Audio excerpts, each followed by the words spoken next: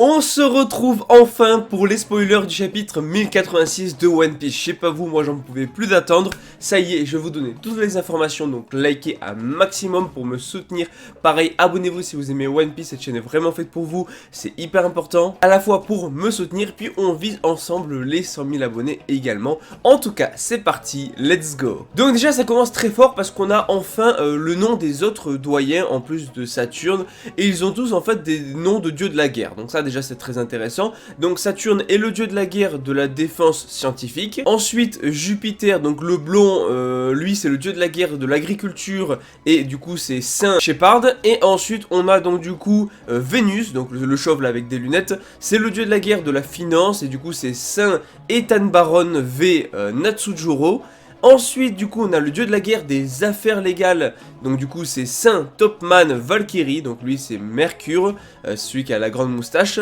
Et enfin, on a le dieu de la guerre de l'environnement, du coup, qui n'est autre que Saint Marcus Mars. Donc déjà, très intéressant d'avoir le nom des autres doyens, qui confirment bien que c'est des noms de planètes, mais également des noms de dieux de la guerre. Maintenant, bon, ça favorise un peu plus, du coup, le fait qu'ils savent se battre, hein, puisque logiquement...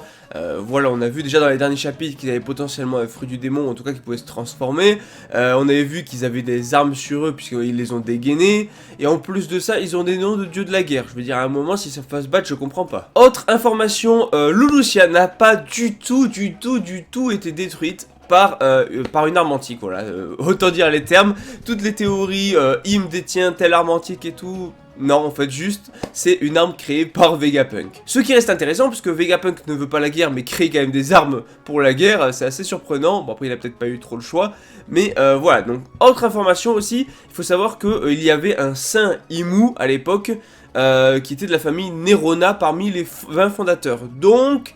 on commence à en apprendre un petit peu plus sur Im. On savait déjà que c'était l'un des 20 rois fondateurs, en tout cas que Cobra avait déjà entendu ce nom parmi les 20 rois fondateurs. Maintenant on commence à en connaître un peu plus sur le nom de famille, donc du coup ce serait quelqu'un qui appartiendrait à la famille Nerona. Donc ça c'est intéressant. Maintenant on a une autre info, alors là...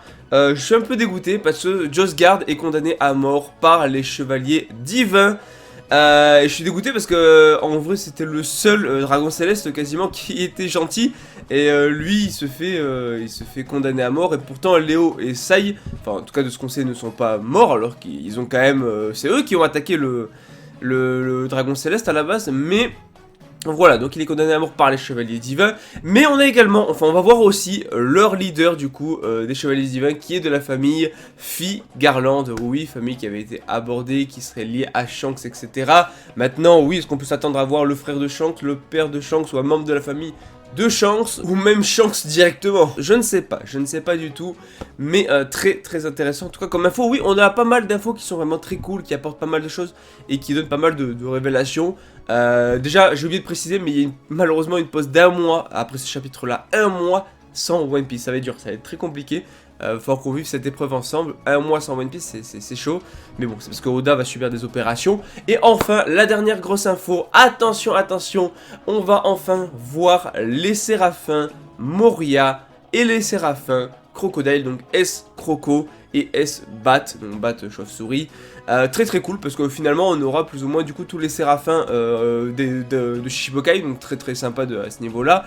J'ai hâte de voir leur design, j'espère qu'ils sont stylés. Je pense que Crocodile sera stylé. Moria avec sa grosse tête là, je sais pas trop comment ça va rendre, mais il y a moyen de faire des séraphins très stylés. Donc voilà pour les infos, c'est du très lourd. Voilà, je vous annonce, forcément il y a un mois de pause, Oda il va lâcher des bombes, c'est obligé, donc fallait s'attendre à un chapitre de fou comme ça. Mais j'ai vraiment trop hâte d'avoir la suite des spoilers et d'avoir le chapitre dont on parlera dès que ça sortira.